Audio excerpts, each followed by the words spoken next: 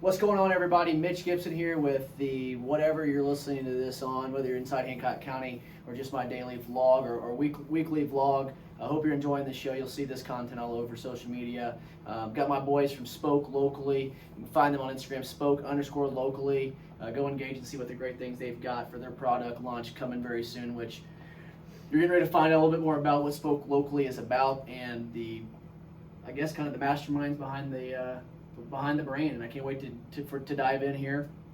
I've got Matt, who is the CMO, and I got Aaron, who is our CEO. There is another partner in this as well. That's correct. Hannah Wade. So Hannah Wade, shout out to you. Always remember that you can make a difference in Hancock County. We'll catch you next time.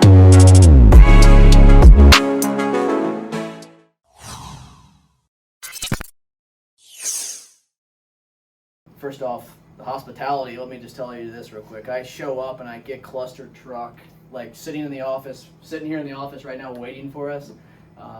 Phenomenal food, by the way, so yep. Appreciate the always good. Appreciate the cluster truck. Where's cluster truck's down here in Indianapolis, right? Yeah. You know enough information about it where you can give us some? Yeah, cluster truck.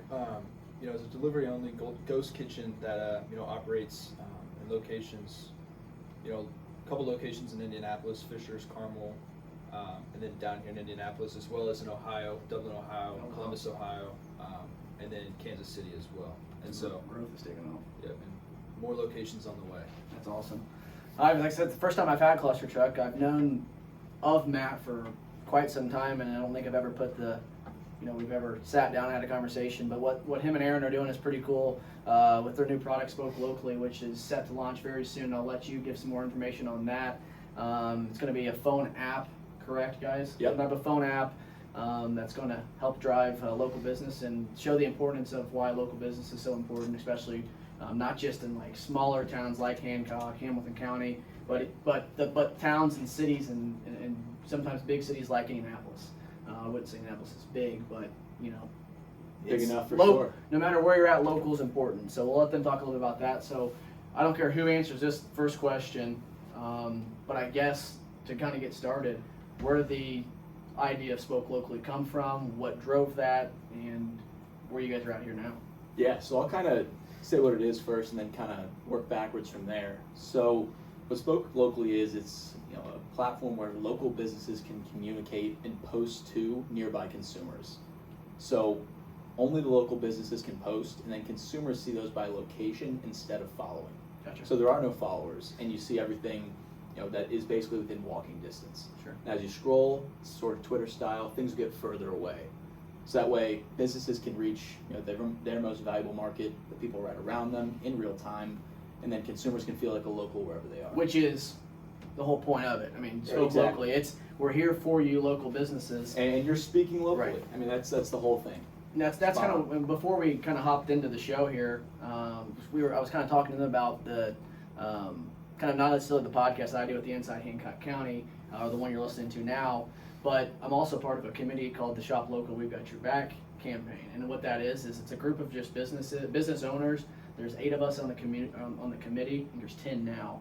And that's what we're doing. It's what can we do to add value to our local businesses and get it out to the consumer and to people in our towns of why it's so important to shop at the 100%, local sporting goods store, because they put money back in those not-for-profits. Right. I forget what the statistic is, but it's like 3 to 5 times more money goes back into the community when you shop local. Correct. So it's a no-brainer when it comes to supporting community and supporting local. I know what the dollar amount is because this is like on one of our flyers really? and advertisement. And for every dollar spent in local business, 60% of it gets put back in. Nice. Whether that's the employers, Right.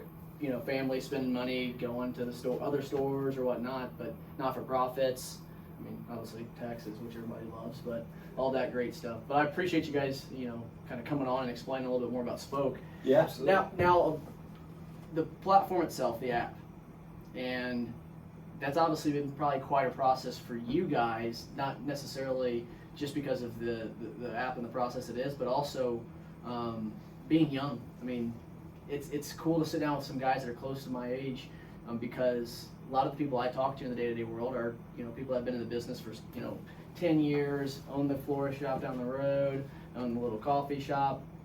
those people have been around forever. So it's really cool to sit down with younger guys who have entrepreneurial spirits, entrepreneurial minds, making the entrepreneurial life happen, at such a young age. Is that something you guys feel like you were just gifted, that talent of I want to be an entrepreneur? Matt, maybe ask this question. I'll ask this question to you. How'd you guys meet, and what kind of drove the idea? Yeah, I think me and Aaron and I are both extremely entrepreneurial, and Aaron can attest to this. But I think where it started really for him is getting into DePaul and going to DePaul and really seeing the entrepreneur conversations going on and dialogues happening, and that's where we kind of connected, and just really supporting student entrepreneurial growth and being in a place where you can start a business and experiment it, with being an entrepreneur, failing in a safe place. It really kind of brings out like the passion of entrepreneurship in an individual person while they're young. And so me and Aaron obviously both had that passion, and so that's where we really started connecting. And Yeah. I'll let Aaron kind of cover his backstory, because he had an idea, which this is kind of a Boiled down version. Better. Exactly. Yeah. Better. Yeah. So basically I saw the whole social media thing taking off in college. It obviously existed before that, but everything was so viral. Like that was really the trend at the time. I think it was 2015, and I thought something would be cool if it was non-viral. So more connected to where you are and things that are relevant to you in the moment. Sure. And so I created this app called Chop, Community Heightened by Original Posting, kind of the acronym. And it was basically two feeds. One was you and your mutual friends, nothing else, and then you and your current 8-mile radius. So wherever you posted in the public, it would stay there. So I could post here, drive 9 miles away, and see a new section of posts. Sure. So just kind of get a local heartbeat of what's going on around you, from real people, and then again the basic Twitter. What I got on Twitter to do was to see what friends are saying, and Twitter kind of morphed out of that, so I wasn't getting that fix anymore. So I wanted to make it myself. Ended up spending all the money I had. Didn't end up having any partners with that. It was definitely probably my biggest failure, is just not getting people on board. But it's super difficult in college to get someone all in. Sure. As you kind of spoke to, young people, you got a lot on your mind, you got a lot going on. And mad props to Matt still, just being a junior at Hanover. It's phenomenal the work he's doing. And so Spoke was originally how I was going to monetize Chop. So if you have all these people in a local community, why wouldn't the businesses want to post to that and talk to the people who are actually there right now? And so kind of boiling it down, I felt like that might be the most valuable part of the entire idea, and made that a platform in itself. That's awesome. Yeah, and me and Matt really, kind of dissected it and flushed it out. Probably been a year ago now that we really started getting together and flushing out the idea. We actually did a test solution in Zionsville last June, I think, which we felt had enough value and enough good learnings to where we could reinvest in a consumer-grade product and take it from there. And just before you jump into the next question, I think it's important to address that Spoke Locally is actually like a two-sided marketplace over a social platform. That's exactly what I was getting ready to ask. Yeah, so how we talk about on the consumer app, you're seeing posts from local businesses by proximity. You can filter the relevance aspect and everything like that. But on the we have two apps, and on the business app, that's all the posting features. So our core advantage is the technology we have implemented on that business side. That allows them to not add more to a marketer or local business owner's plate, but basically show them the ease of use of what local digital marketing can be, a platform that has better analytics and measurement, trying to close that last mile from someone is looking at my business on this app and is now making a purchase, something you can't do on Instagram, Facebook. Sure. Unless you're digital. Correct. Completely digital. Correct. Right. That's pretty impressive. Only thing I think of that's even close enough, we talked, I think, the Snapchat. Snapchat, you can see, you're by, Dairy Queen or McDonald's or whatnot, but what do they have going on? Or even those local businesses. You're not seeing those local businesses on there unless they're spending an arm and a leg for their logo to show up there. Right, and the way I see it, these businesses are obviously spending time and finding some value in Instagram and Facebook. It's branding's important, and we're not saying it's not. Right, I think we're not going to stop people from posting on Instagram. I think Instagram might as well be a business's website nowadays. And so, really what we're doing is, saying, okay, your followers could be anywhere. The fact they're following you is great, but they're not your most relevant market. Sure. And so, by you posting and not needing to get a following, the community's actually gaining a following. I think, hopefully, we can, make their time more valuable and get more out of, what they post. Just think about it, right? You advertise on Instagram and it's saying, oh, okay, for this amount of money per day, for this amount of day, we'll put you in front of 180,000 relevant users, right? And that is just the people who are using this, the Instagram app in your community who, might have eaten at a local restaurant before or tagged a local business before. That's not relevant, right? Sure. That's too big of a number to say that's not valuable. That's too big of a number to say that's valuable. And so what, our idea is we don't need to have 1 million users to be successful in Indianapolis, because if we can get one customer into the door of a local business through our platform, then that's a success for them, because they can engage with that customer and then measure that last mile with them. And so just really tapping into that direct community and saying, like, we don't have 180,000 relevant users, but we have 50 valuable customers, potential customers right here, living in the Within apartments. football field. Yeah, Sure. living in the apartments above your building. Let's target them, right? So that's what we're trying to do digitally. I think that makes it, that's kind of where it goes back to local. It's like the whole reason why I did do the Inside Hancock County podcast is because you could drive by the same, restaurant every single day. You could drive by Grigsby Station and say, and someone might not even know who Chris Baggott is. Someone who might know, I might know Chris. Chris is a phenomenal guy. I need to get Chris on the show so people in the community can learn about Chris, his process, learn from start to finish how that, piece of beef's on the plate. That's important to the community. Shout out to Amy Baggott, who's actually runs restaurants in Greenfield. Oh, Amy. Well, Amy, shout out there. It's just the name. I Yeah. apologize. No I worries. apologize. Hands behind my back here. But yeah, it's just you see the business consistently, and Right, the right. McDonald's food chains of the world, and you get it. I mean, you know what you go to McDonald's, you know what you're going to get. But there's some of those businesses, restaurants, boutiques, whatever it is, that may not have the financial dollars to provide a $10,000-$20,000 marketing program for the year, but they're important. Exactly. And our community needs to know about who that is, and then who the owner is, and why What they're known for. they do what they do. Yeah, exactly. What are you known for? I think that's the biggest kind of gap in, like, even Google Maps. Sure. It's like I might be driving by Supremacy, but I don't know that their Buffalo Nickel Panini Press is, like, phenomenal, right? And they're running a special on it today. Buy one, Exactly. get Their one free, soup of the whatever. day. Like, how am I going to know Sure. that if I'm just scrolling on by? Right. So I think it's just giving context and really pushing people to understand why I should show up at their door. Right.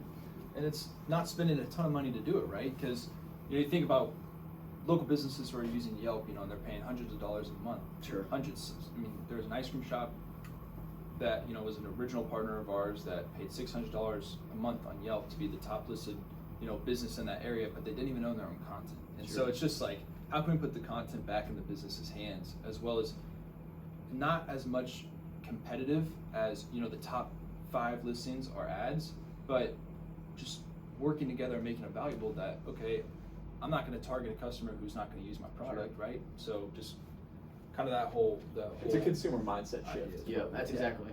And I love what you said about they don't own that content. Like, Right. correct. And that's such, credentials. in my eyes, that's a waste of money, because, I'm going to ask you guys a question about social media and certain platforms here in a second. But we all have that one social media platform it's kind of our bread and butter, and everything else we spend time on, but don't maybe put as much effort into it. Maybe that's just me. But for me, if I was a piece of content that I am in, or I post it or something and I don't own it, or they're in my store and I can't maybe reshare that because I don't know who that customer is, where they've been, whatever, but then you go to Susie's ice cream shop and you see that there was 20 people in there that took a photo of their ice cream and Right. tagged them in it, and now they have 20 people in their story. For me, just getting on and following them and looking, I'm like, man, this place must be legit. Right. Like, being able to reuse that and turn video or photo or review into a piece of content, I mean, you're killing 2 birds with one stone if you're doing it correctly. 100%. So would you say, and I guess more personal question, can be fun, I don't care. Is there a social media platform, like, what's your favorite social media platform out there, and maybe why? And it could just be, and the reason, the why portion of it could be because that's who you're trying to target right now. I mean, demographic of Right. 25, 35 is going to be on, Instagram. That's where you're going to find the most. Is it based on who you might be targeting at that point in time? Sales like? What's your platform right now? For Spoke, we use Instagram for sure on the most. For consumers, we have the branding site, and for businesses, I have my own that I basically, whenever I go, I say, hey, it was great to meet the manager, Danielle, and Sure. Then I post a picture, and oftentimes the person I'm looking to get in touch with is an owner or a marketer, and they usually run the social media. So just another way for me to make that introduction and show them I'm local and that I'm real, Sure. right? So definitely for businesses, Instagram. Yeah. Yeah, that kind of explains for Spoke. For personal, I use Snapchat because I love the whole idea of just like, I'm not scrolling, right? I'm seeing, just communicating with my friends or seeing, maybe a few stories, but I just, I don't have a TikTok, I don't have Facebook. I'm sure there's an account out there somewhere, but it's not updated, so don't go look for it. So I just found out, tag him ad. Yeah. No, but I don't like the idea of mindlessly scrolling and what's the value I'm getting, right? And it's just, I like the whole idea of, hey, can I directly communicate with my friends in a different fashion than just texting or, just staying off of it. And that's kind of the whole idea we're building behind, Spoke. You think about Facebook and Instagram, right? The goal of, or even TikTok, because it's just, blowing up now. It's just the goal of that is to keep you scrolling, right? That's how they make money off ads. So their goal is to keep consumer eyes as long as possible because that's how they're making money, cost per clicks, whatever it is. And I think what the most impressive about TikTok is how, and I guarantee this was in their mind when they made the platform, or when they had an update of the platform, because it used to be the singing type of deal. I mean, it was more now it's turned into more of a funny video, dancing, singing, sharing maybe what your passion is, doing what your passion. You're able to outreach a bunch of people. Like here's a video of me and my daughter. We made one, and she's 6, and she's cute as all get out. Now, probably wasn't because of me, but we had one that had like 183,000 likes, and it was just the right thing at the right. I haven't hit that since, but that's when you talk viral. That is a platform that you can become really viral on and become big off of it, and then those advertisers, not based off of who's doing advertising with TikTok, is these businesses are saying, I'm going to reach out to whoever this guy is, and I'm going to have him wear our brand. The ocean spray guy. You know what I'm saying? Like that's it. Like that's such a smart tactic. Exactly though. But if you were in e-commerce, that's one story. But if you're a local business, there's no value. Correct. There whatsoever, Absolutely. 100%. Right. So the whole concept of Spoke is that we aren't keeping you on the platform. We don't want you to scroll to our platform. Right. You'll end up, in Speedway or something like that if you keep scrolling. So what we want you to do is, use our filter option, find what you're looking for, and we hope, within 5 minutes you're satisfied with something that, meets your needs that you want, so you can get off the platform and go engage in the physical world, right? So that's kind of our whole concept there, like time well spent, just perfectly said. So we've talked about it. We know kind of a good gist of what it is. When's this happen? When are we going to see it? When's the plan? What's the plan? And when can the consumers accept or be able to see this on the App Store soon? Yes, so we should be able to submit to the App Store by the end of this month, and just going through that process before it can be a little uncertain on when they're going to accept you just because of all the rules and regulations they have. And so hopefully we'll be able to roll this out by mid-May. Awesome. Yeah. And that process looks like getting it into the business's hands, really showing them how to use it, making sure that we're giving them enough one-on-one time to where they're experts on our platform. Sure. And then really just seeing how it grows organically before we pump a bunch of money into marketing. Absolutely. I think it's important for us to teach consumers, like, this is how you should feel when you're using our platform. You're going out with your friends for lunch. I want you to go on and see that Slapfish has lobster taquitos and share it with friends. It is. Sounds fine. It is delicious. and so once you share it, they're prompted to download it, right? So it's encouraging the right things happening on the app, so that way it can grow organically before we just try and get it to go viral, right? So with when it launches, I'm gonna go ahead and throw you guys in because we're recording right now. So at the end of the day, you guys, everybody hears me saying this now, and I'm not gonna hold myself accountable to what you guys accountable as I'm gonna say it. What I'll do is on a launch, after the launch, a couple days or a week after launch, I'll do a Facebook Live or something, Instagram Live, whatever, on all platforms of these guys, and just kind of see how the launch went, and kind of get some more stuff and maybe some more information. I think that'd be really cool for everybody to. That'd be huge. Yeah. The big thing too is I got to ask, because a lot of people, millennial age, us, it's easy for us to figure out technology, whether it's trial and error, figuring it out. Is there a demographic you guys are trying to touch here, or are you guys trying to keep it a more variety? We kind of disagree here. And I didn't mean to put you guys in a situation. It's a good topic, because great topic. When you're spending marketing dollars, you have to be specific where that Sure. money's going, right? Like, you have to target a specific group. So with that, with our marketing dollars, our target area is between like 21 to 35. But we believe this platform is going to turn into some sort of community platform that when you're in the community, you have this app. Like you were talking about at the beginning of the show, the whole local economy, the benefits of local economy with having this app, right? We're trying to circulate local dollars and build up communities in a whole new way. That being said, our platform's easy enough and has the information for everyone to benefit from. We had actually the chief of staff here at Cluster Truck was just saying, I want to find what's not busy. I want to find the places not packed, because I'm over the crowds now. Like, Absolutely. I'm older now, so I just want to hang out and just what's not He's busy. older now. He's 21. Not me. But Yeah, right. I thought you were Yeah, like, no. no. No, yeah, but Come on, Right, man. I'm already over. Yeah, and I think it's just important to make something so easy that my grandmother has no problem finding out what flavor scones the bakery down the road has that day, right? Like, that's really the goal, is to make it so where anyone can use it and find value immediately. Sure. And yeah, I'm in love with the concept, because if everybody who's listening to this, wherever you're listening to it, knows how much I truly love local businesses. I started doing a day-to-day vlog kind of type of deal, and it's kind of funny you said Wiz Khalifa. That's kind of where I got the idea from. Wiz Khalifa is a guy that I've always loved watching, not necessarily listening to, I love listening to his music, but the content and vision behind every single thing he posts, says, does, sings, whatever, and he had a day-to-day vlog. And I watched every single one of his episodes, the video work, and you felt like you knew what he was doing from the time he woke up to the time he went to, maybe he didn't even go to sleep, depending on what he was doing. But for me, I was like, that's a great way for people that are engaging with me, as I'm trying to build just my personal brand. People all the time, what does a day in the life of an insurance agent look like? What do you do? Yeah. How do you record? So like, even some clips from this I'll probably use.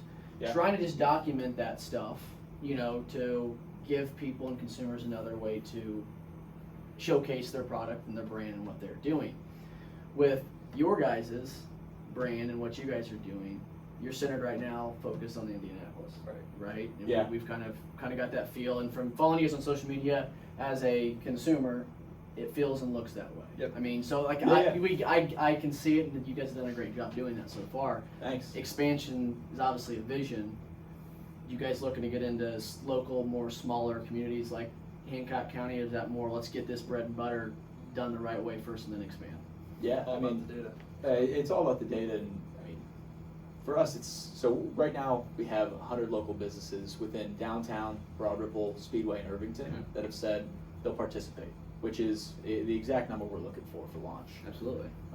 And so really for us, it's figuring out what density of businesses do we need to make it valuable for consumers. Correct. And so with all these different places, we kind of have different densities, and I think for us, it's understanding what it takes to make it work someplace before we go out of our way to, get out of those areas. Sure. But once that happens, Hancock County would be a great place for it. I know we got a few ins there, so Maybe.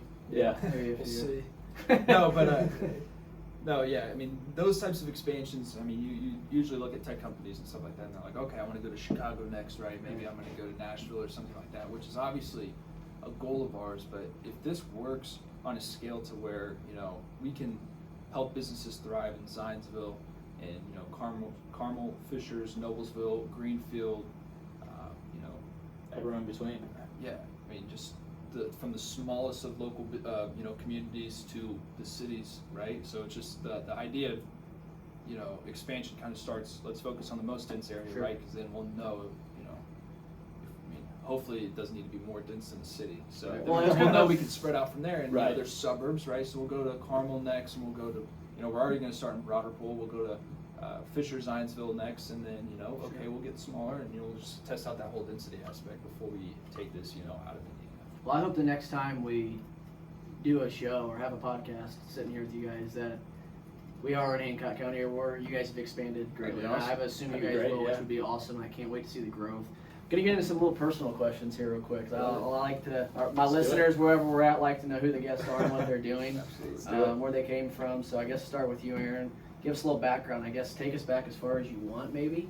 Oh, wow. And then there's not much, but take us back as far as you want: high school, middle school, college, and then bring us up to, what's kind of gone through your life prior to meeting Matt and at the ball. Yeah. So I'm from Cincinnati originally. Reds fan? Big Reds fan. Yeah, looking good this year. Hopefully that turns out. No, I'm super excited for the Reds this year. Maybe the Bengals will follow in the footsteps too. But Doubt it. yeah, I might become a Colts fan. Well, come on with it. It's on camera, so we'll see how that goes. But no, I went to Milford High School, public school, played baseball there, and then that's actually what brought me to DePaul, was baseball. So I was 99% sure I was going to Miami of Ohio. Like, had a roommate, had everything kind of like squared away, and I went to one more kind of showcase, a PBR showcase, and Coach Postay at DePaul reached out to me, and that was it. I was sold. So I will- took a couple of visits. I And will have to stop you real quick because you're from Cincinnati. Cincinnati is a baseball little colony. absolutely. So you know Trevor Simon? Yeah, I think so. I played baseball with him at Ball State. So, Okay, no way. Yeah, I just want to think of Cincinnati and Milford. It's Yeah. Milford, right? Yeah, I yeah. don't know I forget where he went to school, but No, one of the my name best- is super one of my familiar. best friend, left-handed pitcher kid. So Yeah. sorry to interrupt. Probably a Moeller kid, maybe. I don't know where Moeller, he was. St. X. I'll call him when I Likely. find out, 'cause that's gonna be funny. Very likely. So sorry, you're No, you're back good. back to high school baseball, PBR. DePaul gave you a chance. Yeah, DePaul gave me a chance, and the Management Fellows program there was a great experience. They just bring in people who have done it, like entrepreneurs, business leaders, and for me it was actually getting something together where I didn't walk in empty-handed. I was getting real advice about something in real life I was doing. And so that's where CHOP came in, and I actually started CHOP my junior year because I did an internship for Double Map here in Indianapolis. Ilya Rector, their CEO and co-founder, really took me under his wing and said, "You got ideas? Just get started." And that was really all I needed to, try and figure it out. Sure. Which is just my biggest thing. Is there's opportunity out there, just go and figure it out. That's awesome. So, yeah, kind of took that, went back to DePaul, and met Matt senior year. So I heard this story because I was on before we hit the record button. I heard a little bit of how they met, and I think it's really cool. And it's honestly a little bit of a life lesson, I think. And I usually ask this question at the end. I'm going to get into your little story here in a second. Yeah. But my ADHD squirrel mind will get off topic. That's just how it is. But like I say, if you don't like the show, then don't listen to it. Whatever.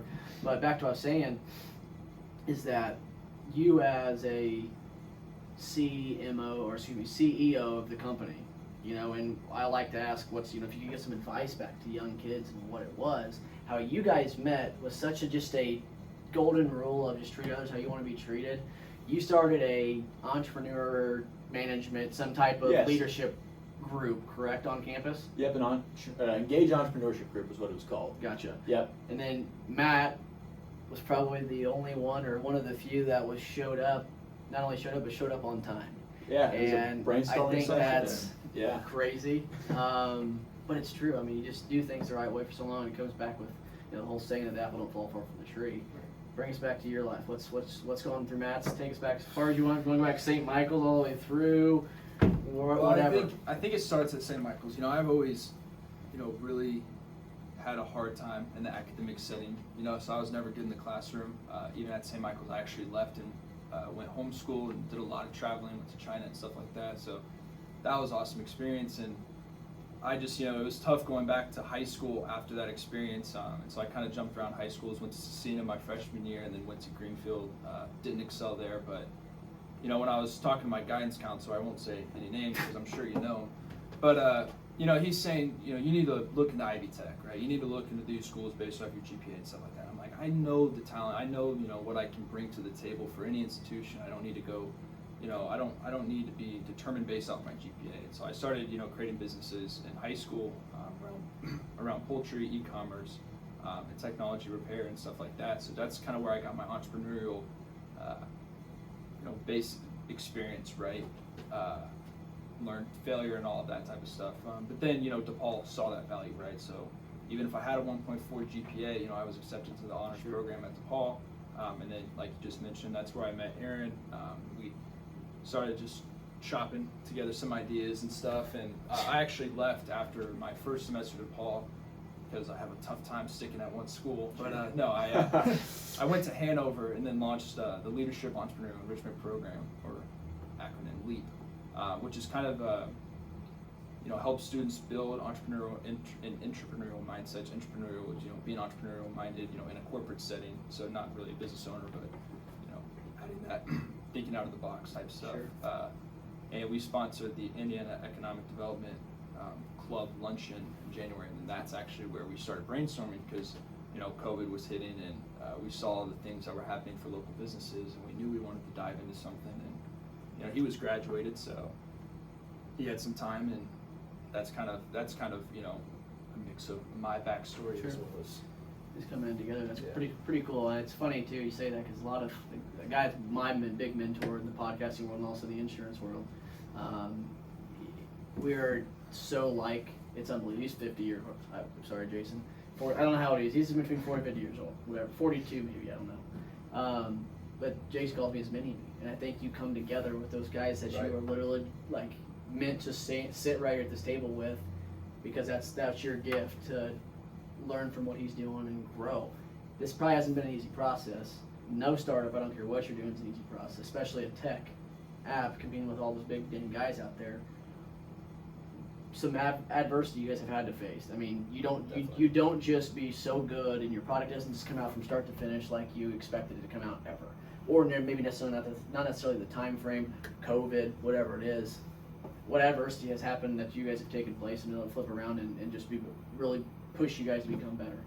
Yeah, I think just for starters for me is, I am still in college, right? And so I think, I'll advocate forever that, if you're in college and even if you don't know or have an idea, you should get involved with entrepreneurship. It's not going to make you rich, don't think that, but just get the experience, learn how to fail and stuff like that. And that's always been my mindset, right? And, like I mentioned earlier, like school is not something I care about. I'm in college, but, it's entrepreneurship and being at a private school or a small liberal arts school that I can, test the waters there is really helpful.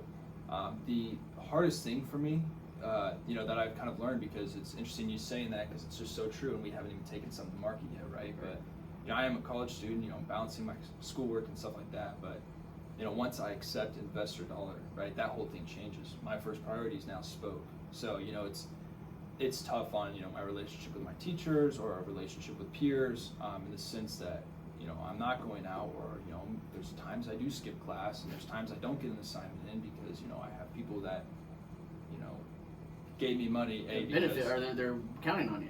Right. They gave me money because they want to see me succeed, support me and stuff like that. But, I have this, that has to be your main priority now. And so that's kind of the struggles I've kind of faced so far with just balancing. I mean, like I mentioned earlier, it's not that big of a deal, honestly, because I'm happy to put this as my first priority. But, I mean, just before we've taken something to market, that's kind of the adversity I've been seeing. That's awesome. About you, probably same thing, anything piggyback off of that? Yeah, I mean, when it comes to me and Matt's relationship, I think we do a great job of actually listening to each other. It's definitely been the case where we disagree on things, but we table it. We don't make a decision. We take time to think about it, and usually we come out the right mindset and the right idea. And with us being kind of in different places, me and Indy, him at Madison, Indiana, I think the separation actually is difficult. Sure. We pretty much started all through Zoom, which is not the way I like to do things personally. Right, I feel you. Yeah, so I think that aspect of things is definitely difficult. Learning how to just go out and pitch a product that doesn't exist yet to an audience that is extremely hard to get in touch with. Sure. These local business owners. It's definitely been a learning curve for me there. And then, I think just the technical side, it's a whole monster in its own. So That's something awesome. I enjoy diving into and learning more from, especially our other co-founder, Hannah Wade. she's been a huge help there. Well, awesome. We'll might have to get Hannah sometime on here, or Absolutely. maybe in that Zoom once you guys launch. Let's get something going. That'd be really For sure. cool. We're going to five. I got 5 little rapid fire questions I like to ask. Kind of funny. A couple of them are funny. A couple of them are serious. You guys might have answered one of them, but I might throw in that one question I asked. Or I told you guys about earlier. I guess say. You can answer first. You answer second. After I answer, just gonna go quickly through these here. So, favorite flavor of ice cream? Black raspberry chip from Graders. Vanilla. I'm not even kidding you. I've never thought I'd hear so many daggone people say vanilla on the Really? show. I'm Really? not even kidding you. I've had like 5 people say it, and I look at them and I go, if you, Well, I can that, start so with- vanilla ice cream, is that, you're saying if you're coming with cookie doughs on it and stuff like, you're not Okay, going to eat cookie it? dough is my favorite, but you can turn vanilla into anything you want. Just get the Hey, ingredients right. entrepreneur Wow. side, that's what he's trying to do. Favorite color? I don't have one. No favorite color. I don't believe in them. This is getting fun. I might have a lot more questions. They're starting to pop up. Favorite movie? Free Solo. Well, the $1 Billion Bully. Every local business should get off Yelp. I'm going to go ahead and go to the next Go watch question on that one. Go watch that. Favorite place locally to eat? Ooh. Don't just say cluster truck because the Baggott's sitting right here either. There's a lot of good ones. Let's That's put it this tough. way. Favorite local place to eat in your hometown? My hometown, Let's go local. Skyline's got to be up there. Skyline He Chili. is a Cincinnati guy. I should have known that. Yeah. I should have known better than that. What's the other chili? There's another one. Don't even talk about it. What is it? Golden something? That's close enough. What about you? I'm gonna have to say the mug. Mug's good. Yeah, just Mug's good. keep it in the family. If you could visit one place in the United States, excuse me, let's not do that one. Let's do if you could visit one place in the world or live one place in the world, where would it be and why? Ooh, that's tough. You know, I've always wanted to go to Iceland. That would be cool. Yeah. And that place you can see the Northern Lights. Northern Lights. Yeah, I think I like the cold. That's just another thing about me, but I think it's great driving up there and great views. good thing you started Spoke in Indianapolis because I hate this weather. I can't stand it, dude. I can't wait to move. My favorite question, because it brings a lot of good, so if it's something other than what you've said already, see if you can come up with something creative, a little bit different. But if you could give one piece of advice, let's target our younger audience here. Let's go to the demographic. Let's go 21-35. And someone's either maybe trying to do a startup, scratch, brick and mortar type business, or even more on the tech side. What would be one piece of advice you'd give someone young, just now getting started in the process? Can't be shy. You gotta go out and actually have conversations about it. I mean, if it's in your head and you think it's a good idea, probably have another 5 iterations of just talking to people. That'll get you there. I mean, it's what happened with me with Chop. I did no market research and I failed. So you gotta talk to people about it and get more information, more perspectives. Yeah, I would say, I mean, just that same thing, not worrying about what people think.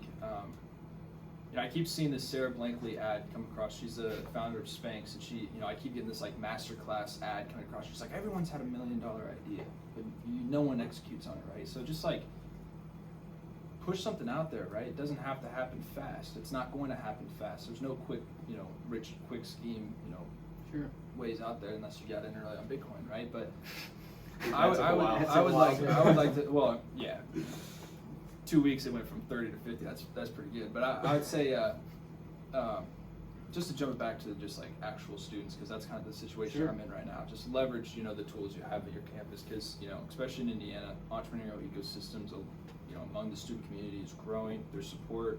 There's venture capitalist studios out here in Indianapolis that give grants to startups in college, and there's many pitch opportunities and stuff like that. So just like, you might not see yourself as an entrepreneur, might not have an idea, it doesn't matter, just get the experience, learn how to write a PPM, right? Learn how to write a pitch deck, put yourself in uncomfortable situations. So that's the stuff That's awesome. that's what I would say. I love it. Yeah. Good stuff. Before I get off, I'll let you guys take the floor for anything. Got the keys to the town here, so any shout outs, anything you want to bring to the consumer's attention at this point in time, whatever, it's all you. So you take a minute or two, whatever you need, and Yeah. put it out for us. First off, shout out to Hannah, was gonna say Wade, that and Austin Jackson. Appreciate you guys helping us out. Yeah. Thanks Austin Jackson for getting this Yep. this hooked up and set up for us as well. So sorry Absolutely. for the disconnect there. You're good. Appreciate all their hard work. follow Spoke Locally, Spoke_locally on Instagram, and be looking for us this May. You can sign up to be one of our first users invited on our website, spokelocally.com, and we hope to make you feel like a local anywhere. Absolutely. I appreciate that. Yeah, just shop local, support your local communities, keep the that local dollar circulating throughout the community and boosting the local economy, and just keep asking yourself what's being spoke near you. Absolutely. Thanks everybody for joining the show today. Always remember that you can make a difference. Don't forget to go follow me, my platforms on social media at Mitch R. Gibson, or if you're watching the Inside Hancock County Podcast, go follow us at the Inside Hancock County Podcast on all platforms, LinkedIn, Facebook, Twitter, Instagram, all of the above. Also, don't forget to go subscribe to my weekly newsletter, the Weekly Scoop. You find it on mitchgibson.com. Put your email address in there. Got tips, tactics, and tools. And also some other amazing information that's going on, not just the insurance industry, but also locally in the Hancock County, Greenfield area. Appreciate your time, efforts, boys. Can't wait to see the success. We'll see you next time. Have a great rest of your day.